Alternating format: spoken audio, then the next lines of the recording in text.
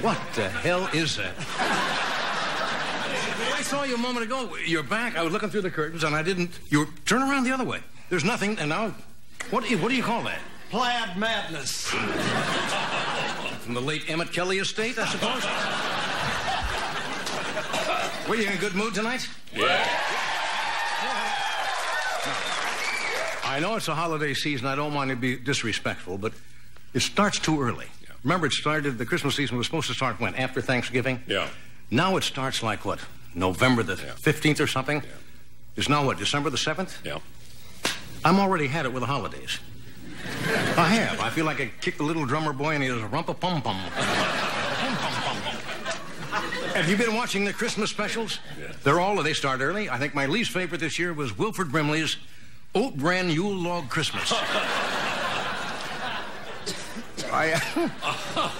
You know what? Being from the Midwest, it is difficult to get in the holiday spirit in California when it's 80 degrees. Have you walked down on Hollywood Boulevard and seen the sidewalk Santas? I mean, little satin red shorts. Yeah. And they don't even go ho, ho, ho. They go hi, hi, hi. And I went Christmas shopping today. Oh, really? What? Oh, really? Yes. Well, I was in the mall yesterday. I was in the mall yesterday at the Galleria out here in the valley. And today I went on Rodeo Drive. Now, you ever shop on Rodeo Drive in Beverly Hills? And go into some of those shops like Gucci's? They've got an attitude problem in there. I said to one of the Gucci salesmen, "What have you got for a man with my build?" And he said, "Pity."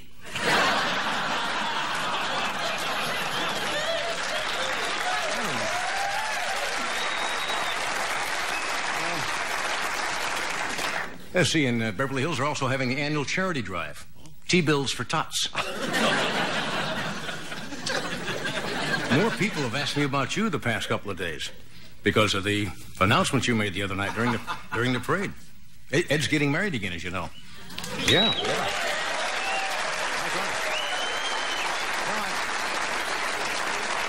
I don't want to be picky, but I thought the proposal lacked a little romance. Ed got down on his knees and said, "Congratulations, you may already be Mrs. McMahon."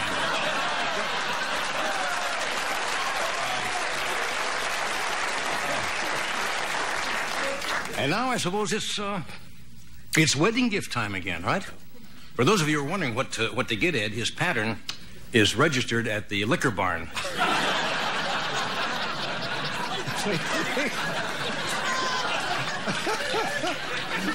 Okay, what else is going on? Strange item in the USA paper today. Baseball fans, have you seen some of the new contracts that some of the ball players are getting? Apparently they took a bowl. They do that at Christmas. Sometimes they take a Christmas bowl rather than a poll. They took a poll, and baseball fans were outraged at the salaries that the players are getting. Me too. I don't think any man should get millions for working half a year.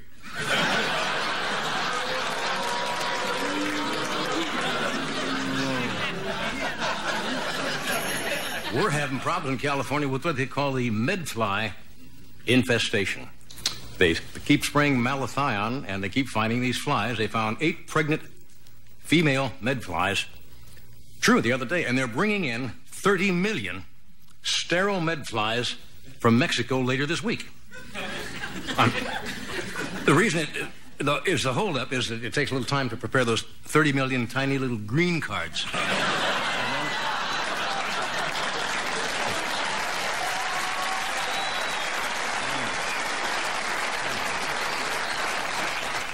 There was an incident you may not have heard of at the Duran-Leonard fight tonight in Vegas. Apparently, a crop duster strafed Don King with a dippity-doo.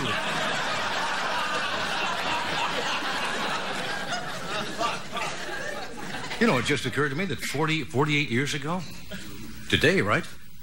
No matter what George Bush says, December 7th. The attack on Pearl Harbor. Yeah, we finally outsmarted the Japanese, though. We let them buy the whole country so they'll never attack us again.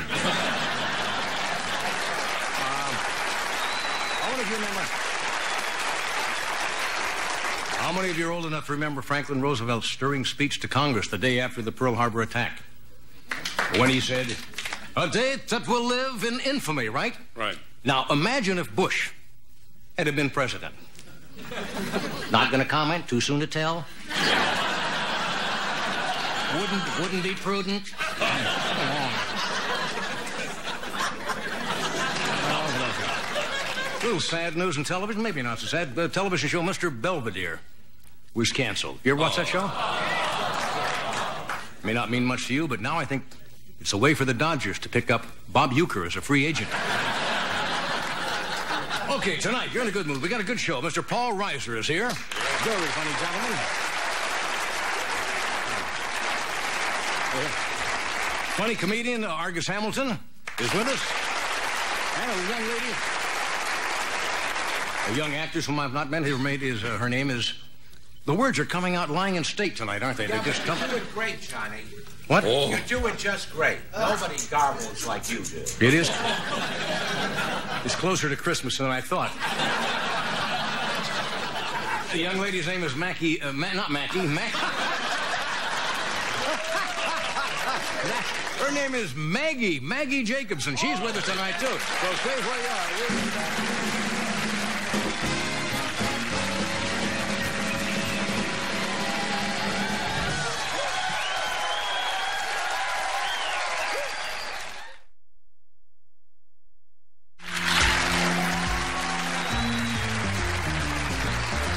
Thank you, good doctor, and the NBC orchestra.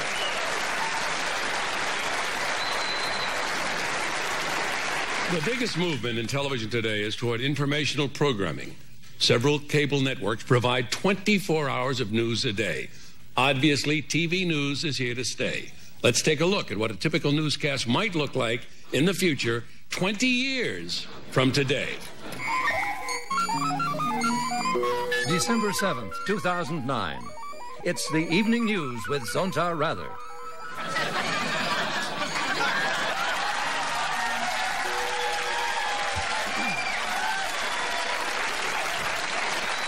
Good evening.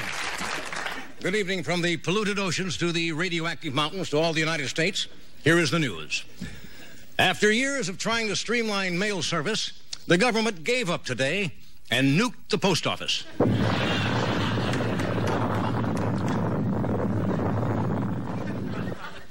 There has been no noticeable change in service. The last American-owned movie studio was sold today as the FCC approved Fujifilm's takeover of Paramount Pictures. And now let's take a look at the top 5 box office hits this past week. Star Trek X, The Search for Mothra, When Harry Met Rodan, Ghidra Goes Hawaiian, Look Who's Godzilla, and at number 1, Bob and Carol and Ted and Megalon. The IRS has once again simplified the tax code. Starting next year, they're going to send around a very large person named Vito on alternate Fridays who will beat the hell out of you and take your paycheck. Here's some tragic news. Beloved cereal spokesman Snap, Crackle, and Pop Shafarsky were found dead this morning at the home for retired commercial spokesman in Teaneck, New Jersey. According to police, an argument broke out over who stayed crispier in milk. An enraged Crackle bludgeoned Snap and Pop to death before turning the spoon on himself.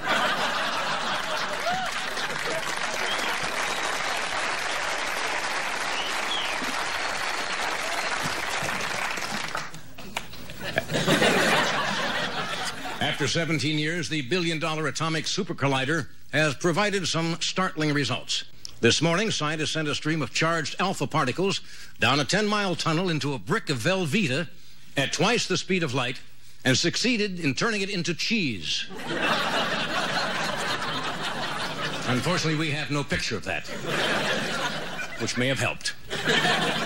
Prompted by jammed airports, crowding of the skies, and delays in parking and luggage retrieval, the airlines have developed a speedy new means of transporting passengers between America's airports in half the current time.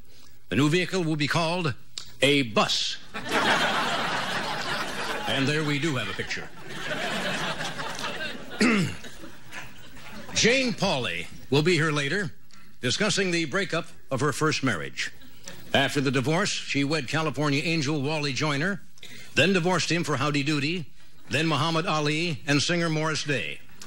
That's an interview later with Polly Wally Doody Alley Day, right after the news.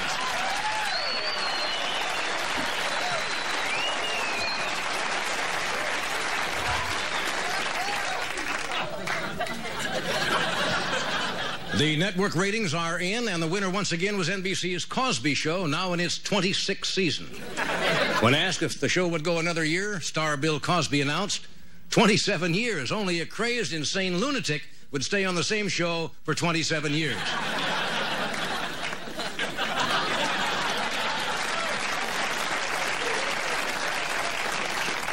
Friends of our 42nd president, Reverend Jerry Falwell, gathered today in Virginia to officially open the new Falwell Presidential Library, where every book is carefully read, deemed obscene, and set on fire by the ex-president himself.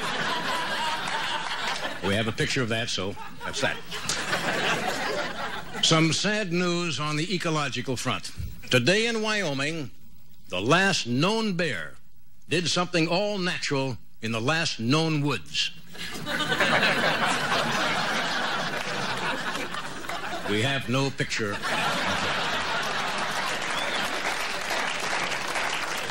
A Mr. Zeb Pish of Bath Puddle, West Virginia, passed away in his sleep Friday night.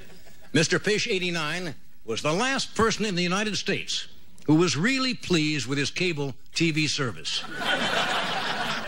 We have no picture of that. The sports world was stunned by last night's NFL game between the New York Giants and the Washington Redskins at the Meadowlands. Just when it appeared the Redskins were about to win with a last-second field goal, former Teamster boss Jimmy Hoffa climbed out of the concrete in the end zone and blocked the kick.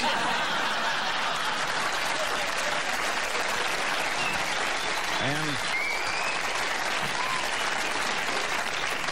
again, another sad note. Lovable grump Andy Rooney of 60 Minutes fame passed away today after choking on a piece of steak at a Manhattan night spot. The veteran newsman and humorist was 90 years old. And his last words were, "Did you ever notice I'm turning really blue?" 84-year-old talk show host Johnny Carson celebrated his 22nd wedding anniversary recently to his wife, Alex. Mr. Carson has the longest-running, happiest marriage in show business and is damn proud of it.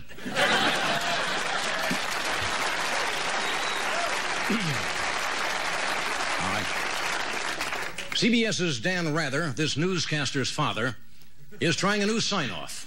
After reading the nightly news in a turtleneck sweater, standing up and sitting behind a typewriter, the veteran newsman says he's finally found a look that makes him happy. Day and night for the CBS is to use. See you tomorrow. And that's the news. This is Zontar Rather saying good night and good luck.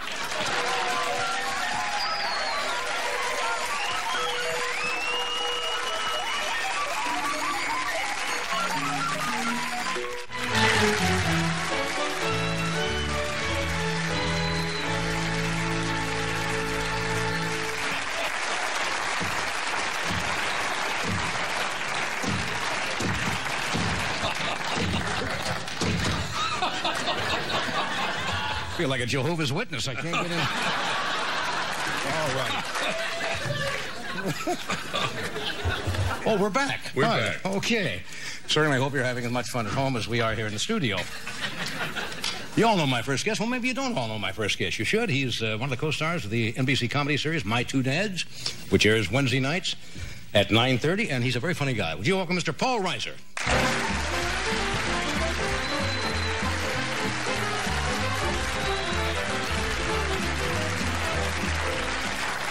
Good to see you again. Nice to see you, And I owe an apology because the last time you were here, I think we ran real long one night. Yes. And you didn't get on, and I don't like to do that. I've forgiven you. I've worked it out. Yeah. Yeah, I'm all right with it. But, you know, it's funny because, as an entertainer, you get kind of keyed up. You get the adrenaline going, ready to come on, and all of a sudden, it's not there. But that happens. That happens. So what I'll do is tonight I'll just stay extra long. I'll do like 90 minutes. Even after we go off the air? Way off the air. You stay here right until Letterman. I'll still be going. Go over to Letterman. Take it away next time. It's been a while since we've seen you. Yeah, I was here a couple of months ago, and we've been churning out shows. Yeah. Churning out those My Two Dads. Now, are you currently on what they call Hiatus or what? I don't know how far you tape ahead. No, we're in the middle of our season. We had a couple of weeks off for for Thanksgiving, and so I thought, gee, I could take time off, but no. So I was working. I was out on the road doing clubs and stuff. Doing clubs, telling jokes to people I didn't even know. Yeah. I didn't even know these people, and I just told, it's fun. It's fun. I mean, it's some nice people love Jay Leno, for example, loves to go on the road, plays a couple of hundred and some dates a year. Yeah. No, I've never really done it that much. I mean, I love when I get a chance to, the working is fun. Yeah. You know, they always say, I don't know who said it years ago, but performers work for nothing and they just get paid to hang out in airports and fly on planes. That's what that's the hard part of it. And I mean, I don't have any fear of flying. I love it. My fear is being trapped next to somebody in a plane who wants to talk for 4 hours. I get these chatting people. They're people who they talk to you and they talk about nothing and they just go on and on. He says, well, with prices the way they are today, I don't have to tell you. I said, good, then talk to somebody else. As long as you're not legally bound to tell me, move along. And people will go on. And it's my fault because I don't know how to return the conversational ball. They'll ask you. I get stymied by simple questions. The guy says to me, he says, is it going to rain today? And I think like I should know that. And I feel bad that I don't know that. I said, well, I couldn't tell you. Why don't you ask somebody else? Like, wouldn't he be scared if I did know? Wouldn't that be frightening? Yeah. You're sitting next to the guy who knows when it rains. It's like, 3:30 to 3:45. Keep it to yourself. And by the way, that car trip you're taking next week, don't do it. I just feel crazy about you. And then, I mean, see, there are people who can do it. Anybody can sit here. Oh, no, I'm not particularly good on a plane with strangers. No. Well, you get trapped in that nothing conversation. Exactly. But guy says, great day to fly. Good day. But these are the same kind of people who I think, just because you're sitting next to each other, you should be friends. This is the same people who on the road will honk their horn because they have the same car, That's like that's a base of a very solid friendship. You're driving, hey, Chevy. This somehow binds you together, right? We'll keep in touch. We'll correspond over the years. You bet, pal. Our kids will grow up together. It'll be a beautiful thing. But people, you'll just get into a normal conversation, and then you realize you feel bad because you don't know how to return it. The guy said to me, where you from, blah, blah, blah, we're talking. I said, what do you do for a living? Good. That's good. That was good. All right? So he said, he said to me, I manufacture ball bearings. That's what that's a fine job. He manufactures ball bearings. Then I'm thinking, what do I say now? If somebody said to you, what is a possible keep that conversation alive statement? Yeah. You know what I came up with? I said, oh, really, the round ones or what? That's all I had. That's good.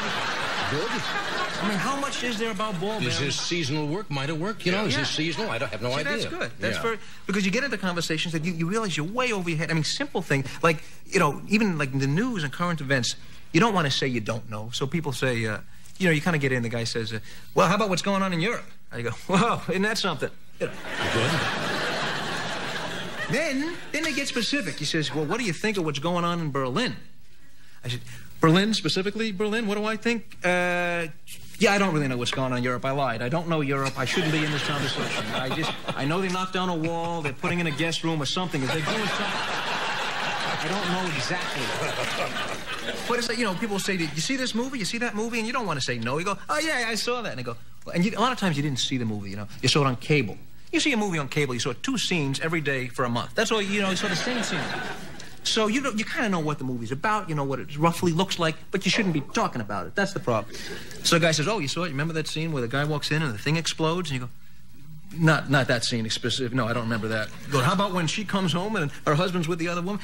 No, I don't remember that. But you saw the movie? No, on cable. I saw it on cable. I shouldn't have been in this conversation. My fault again. I just... Well, you know what you do? There are tricks. There are certain little phrases that you learn that you just drop them in, and people think that you're listening. People think that you know what you're talking about. Just every time the conversation drops, you go, hey, if it's not one thing, it's another. Boom, you're in. That's good. That's good. And there's a whole chain of them. Just go, well, it's the same all over. Or you go, well, it's crazy what's going on. Or my personal favorite, well, just look at the Japanese. Boom, you're in for a half an hour. Mention that, I don't even know if that's good or bad. If it's admiring, you just mention another culture, you're in for half an hour.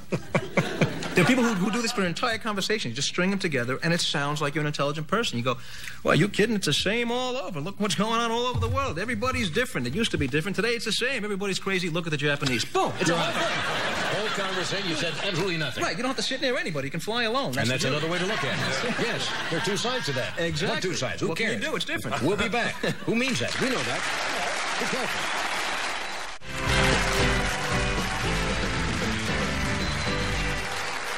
Anyway, we're talking with Paul Reiser about traveling and the people you run into. You know, when I get up, I travel a lot, people will say, who's that guy you had on the show a couple of weeks ago? Something like that. And I said, what guy? You know, the brown-haired guy. And you're trying to help. I said, you mean Paul Reiser? No, not him. It's and then you give him a list. And you play guessing games for an hour. Well, it's worse when they do it to you yourself. And they go, I know you from somewhere. And you go, yeah, Paul Reiser, Mind Too Dancing? No. All right, let's try this. Carl Malden. No, let's try this. I'm trying to keep. But the people who will start what you know is going to be the longest story. You're sitting on a plane, and the guy, you know it's going to be long when you hear the phrase, to make a long story short. Forget it. That's way too late. Yeah. They only said it because you started dozing off on their chest. You were leaning over. There are some people who can literally not make any story short. They start way before the story, and they go back to their birth. They just bring you up to date. They tell you things that have nothing to do with the story. The guy had a simple question. The guy had a Band-Aid on his face. I said, what'd you do, cut yourself shaving? He said, I was having breakfast. I go, here we go. He's having breakfast, and then he's got to first shower and shave, take out the razor. I don't have that kind of time. It's 3 hours, you know. It's explaining. And people who are enormously dull, they know it. You know, there's a certain point in their life, they realize they're a dull person. They're a dull person. And what they do is, they poke you. People will talk to you. So anyway, and they just annoy you, and they poke you and tap you, and you just want to deck them. It's just so anyway. And I'm one of those people who does not like. Oh, I know. I thought of that halfway into the boat. No, but a lot of people who do this will actually, do this. I got to tell you this. You know what I mean? Well, they watch you all the time. Well, they lean. You get the leaners. They lean on your arm. They just kind of go. Actually, the more dull the story, the harder they lean. Because what they're doing is keeping you from fleeing. That's their whole thing. Because they know what's uninteresting. They go, so we moved all our savings to a CD. And they go, you broke my arm. Look at it. That's how dull that is. You broke my arm. That's to keep you there under control. But they want to explain. The only time I do it, I find I explain things to strangers when I want something. Then I explain way more than I have to. Like, if you get something done, I always feel like if I don't have a good reason, I won't get what I want. I mean, if I go to, get change, I'll say, can I get 4 quarters, please? I plan to buy gum. He doesn't want to know that. Just tell him. I walk into a crowded elevator. Could you press 7, please? Having lunch with a friend. He didn't ask me. Probably Chinese food. He didn't ask me, but I feel the need. Over-explaining. Why? I don't know. Many things I don't know. So you're on the road long, doing clubs and concerts or what? I go out a couple of days when I can between the shows. Now, that's late night stuff. Now you come back and you do a TV show. You're back in a completely different schedule. Yeah. Quieter, daytime, early morning stuff. Yeah, it's like normal life, which is, I'm not a morning person. I mean, I don't like, see, I said, where every day goes wrong? There's a moment in every morning where the whole day just starts to go off track. When you get out of bed, it's usually good. You're happy to be awake and you're okay. Then you walk into the bathroom, you turn on the lights, and you look in the mirror. That's your first mistake. Nobody looks in the mirror and is ever happy. I mean, it's always a disappointment. No matter who you are, you just look in the mirror and you go, that's not what I was hoping for. No. I could have sworn I was better looking. Gee. Because nobody ever looks in the mirror and goes, that's about right. They always start fixing. They just move their hair and they start tucking in their cheeks and they go, no, that's not working either. So then you go in the shower and you do the best you can and, you comb your hair, you come out, you put clothes on, you look in the mirror again and you go, no, that's still not working. No. Who was I thinking of that's better looking than this? It's somebody. Yeah. There's something that happens when you sleep, scientifically, with your face. So while you sleep, you go to bed normal, you wake up, you have no face. The features have gone away while you sleep. I think, actually, what happens is, while the moon comes over here, your features will go to Europe and work on European faces. So they can go to work and not be embarrassed, look like Mr. Potato Head. They come in, if you wake up too early, your face is not back. So this is all documented. I know, of course it is. I'm not just making this up. This is scientific. I'm with you, yeah. Gravity takes over, something. And because you know why I think you look disgusting in the morning? It's because nature intends us. It keeps you humble. It keeps you humble because at night you're thinking of your problems, you're thinking of yourself, and you're thinking, hey, how come this didn't work out? How come I'm going to bed? How come I'm miserable? How come I'm alone? You wake up, you look in the mirror, you go, that's why. That's why. So look at you. You have no facial features, and you have little fire trucks on your pajamas. Get a grip on yourself. And you see it in that light, and it keeps... A little fire truck on your pajama? You know? You're not out of that stage yet, huh? Yeah. No, the fire trucks are getting bigger. You know. How's the family? You've got the kids there? No kids. We're still playing with the puppy, Yeah. Well, it's good, because you want to keep, I don't mean playing in a cigarette. You know what I'm saying. No, you know, you have to be ready. You have to know things to have kids, I think. You have to have answers, because kids will ask you things, and you go, I don't know, why don't you just keep to yourself, and I'll come back to you as soon as I know things. I don't know a lot. I don't know. I mean, I don't know simple things. Like, I don't know when I'm going to learn myself that when you go to buy, you know, you go to rent videotapes. Right. It always costs you a lot more than you thought going in. You have a big sign, 99 cents. You go, it's $1. It's nothing. Right. So we'll get 2. We'll get 3. We'll get 5. It's $5. We'll get 5 movies. You know how long it takes you to watch 5 movies? A year and a half. Yeah. It takes you a year and a half. You come back a year and a half later and just paid $1,400 to watch RoboCop. I go, I just wanted to watch a movie. A lot of things I don't know what martinizing is. Martinizing? What's martinizing? I don't know. Well, that's outside the... Dry cleaners. Dry cleaners. I don't know what it is, though. 1 hour martinizing. Yeah, it's fast and it's $1 more, but I don't know why. What is martinizing? It's a guy named Marty who washes your clothes. I don't know. Some Marty? I don't think anybody knows. I've never had anybody. I get all my clothes martinized, and nobody ever says, "Did you get that martinized? Looks beautiful." How does that martinized you look? Gorgeous. We got to take a break here. We're coming right back. Stay where you are. Martinizing. Marty.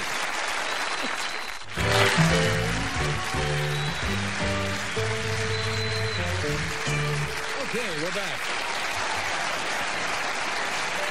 Okay.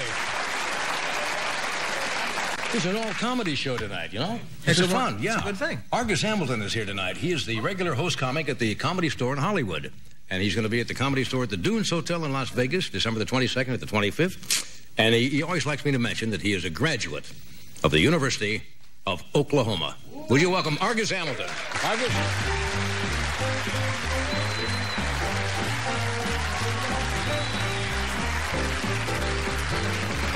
Folks, how's everybody tonight? Good? Yeah, you sound good?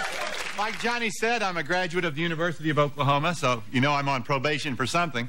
I'm not flying back this Christmas. I'm staying in Las Vegas to work. And every time I fly back to the Southwest, I always get the same smarty pants California stewardess, angry that she has to fly like east of the 101. And she always gives us that condescending little flight announcement, you know. Attention, ladies and gentlemen, we're about to, land in Oklahoma. Please set your watches back to 1947. Like, it's bad enough we have to land at Oklahoma City's Will Rogers Airport. It's the only airport ever named after somebody killed in a plane wreck.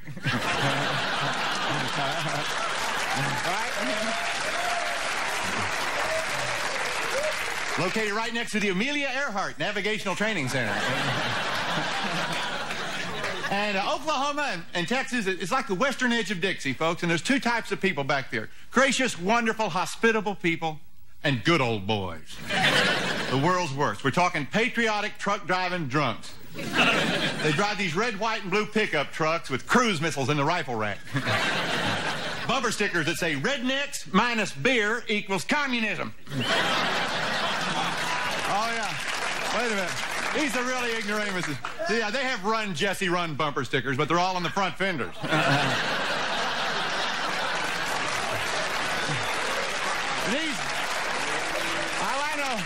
These are the ignoramuses that were coming on the news last week going, burning the American flag is sacrilegious. Bubba, light that cross. So, I came out here by law, the law of physics. See, America is tilted on a 60-degree angle toward the west, and everything loose rolls to California. And once you live out here, you stay loose. The earth will see to that. You know? The thing is about earthquakes is you don't realize what's going on while they're going on. Remember last month in San Francisco at Candlestick Park? 62,000 Californians went, ooh, we moved and we didn't mean to. When you saw them after the ball game on ABC, they were going, we thought we were doing the wave against our will. President Bush didn't help. He came to survey the damage and accidentally said the funniest thing a president could say while looking at earthquake damage, when Bush said that he was deeply moved. Well, weren't we all? Now, down in Los Angeles, we know how to react to earthquakes. Whenever the ground starts shaking down here, we jump out of bed, we turn on the news, and see if the anchor man is underneath the desk yet. Right? We know. Let's see. It was our reaction to the San Francisco earthquake that tickled me so much, because this was a major disaster. Some cities lowered their flags to half-mast. Military camps played taps. What did we do in Los Angeles? At the Universal Studio Tours, we canceled the earthquake ride. Such gripping compassion. Gee, next time Hurricane Hugo slams into the Carolinas, maybe we'll cancel Splash Mountain. Next time we fail to overthrow Noriega, so much for Pirates of the Caribbean. The point is, this is Los Angeles, California. If you've got a disaster, we've got a ride for it. That's the point. That's right. That's right. Yeah, your tragedy is our amusement, you know. Yes. Of course, now, we want to welcome you visitors. By round of applause, how many visitors do we have in Southern California? All right? Okay, now, how many Southern Californians do we have here tonight? Let's start off. I want to welcome all the visitors. Welcome to Southern California. Stay in the right-hand lane. Over with the tour buses and the Winnebagos with the Utah license plates.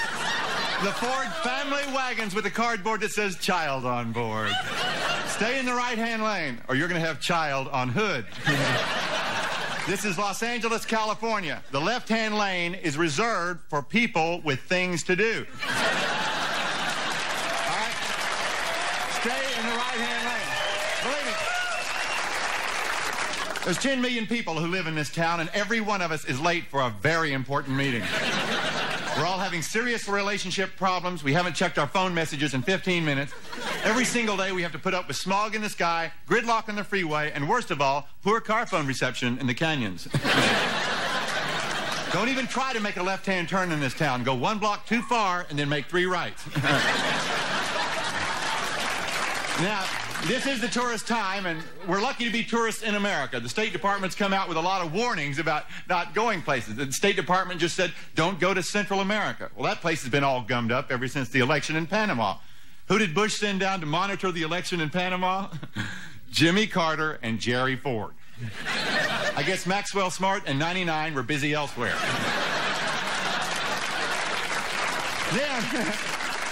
Then the State Department says, whatever you do, Americans, do not go to Colombia for Christmas. Thanks for the advice, Washington. They said, go anywhere, but don't go to Colombia. Oh, go anywhere? Okay. Go to Beirut. Walk down Main Street. Yell, Ollie, Ollie, income free. But don't go to Colombia. Go to Tehran. Walk into a bookstore. Ask for a copy of Satanic Verses. Go to Libya. Pistol whip a cop. Say, where's the American disco around here, Habib? Go to Great Britain, take in a soccer match, insist on front row seats. Go to China, walk up to military headquarters, apply for a student loan. Go to the Philippines, tell them you impersonate pigeons for a living and yell, coo, coo, coo. Go to Eastern Europe, to any capital in Eastern Europe, address a major rally, tell them you will give them $100 million in American aid if they'll just take Zsa Zsa back. But don't go to Colombia. Isn't it just a miracle as to what's going on in Eastern Europe? Absolutely sensational what's going on. Who knew 3 months ago that by Christmas, Czechoslovakia would be in upheaval, Hungary would renounce the Communist Party, and the Berlin Wall would be on sale for $10 an ounce at Bloomingdale's? No wonder Gorbachev had to go see the Pope. He had nowhere else to turn. What could the Pope have told Gorbachev? Hail Mary, full of grace, the Warsaw Pact's in second place. I saw a headline in the paper yesterday that says, East German communists lose monopoly. Well, better luck in the game of sorry. The miracle of '89 is that Berlin Wall coming down, isn't it? It's the miracle of 1989. Because there's no need to fear of German reunification. There's no need to fear of that. Not with the miracle. With millions of East Germans going west and West Germans going east. That's the miracle, folks. That is the miracle. For the first time in history, Germany's figured out a way to invade itself. So George Bush decided it's time for a summit, and he announced that the Cold War is over last Thursday. He announced it 3 hours after launching a military spy satellite over Russia. Yeah, the Cold War is over, all right. Right now it should be over, say, Odessa. And we had the summit in Malta, only 200 miles from Libya. But I wasn't worried about Gaddafi. Ronald Reagan trained him pretty good, didn't he? Remember when he bombed Muammar and his 2 brothers, Larry Marr and Curly Marr? They proved they were stooges. Who else would hide from missiles in a tent? So, Finally. Yeah, we all want to wish Merry Christmas to President Reagan. He just got back from Japan, and it's only fitting. It really is, because after all, he was president of this country for 8 years. It's only right he get to meet the owners. You folks are wonderful. I'm Marcus Hamilton. Thank you very much. Appreciate it.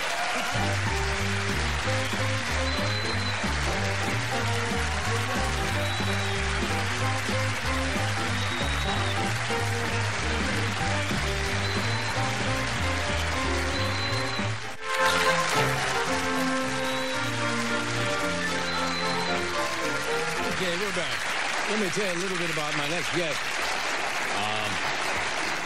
Maggie Jakobson is a young actress from New York City, and a few years ago, I think she got her first break in a show on NBC called The New Show. It was in prime time, and now she's got a starring role in a new picture called New Year's Day, which comes out later this month. Would you welcome Maggie Jakobson?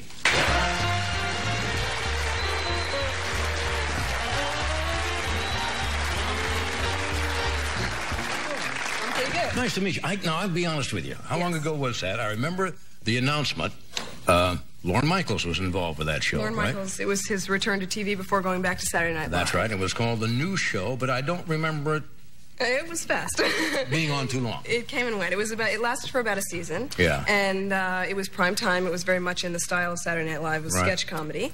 And but it wasn't around too long. We had a really good time. I had a really good time. Yeah. And some nice things came out of it. It's when I met Henry Jaglom, who's the director of New Year's Day. Right. And there's a cartoon company called Rankin Bass that had seen my work on the show, and they tracked me down and asked me to come work for them doing cartoon voices. So I did that for. You know, that's a fascinating business. A couple of years, many years ago, when we were out here in California, we got a lot of the people who do the voices for the animated cartoons, and we put them on stage here and put a screen up with what they do. And here you saw these adults, you know, doing to the cartoon characters, and it was very strange. The old men would be doing little voices. A good friend of mine, June Foray. I don't know if you know June or not. I don't. We've done a lot of them over the years. Now, what did you do? What kind of cartoon voices? I did, I don't know if you'll know these shows. Kids know these shows. Oh, I might. Silverhawks is a superhero cartoon that's still playing around the country.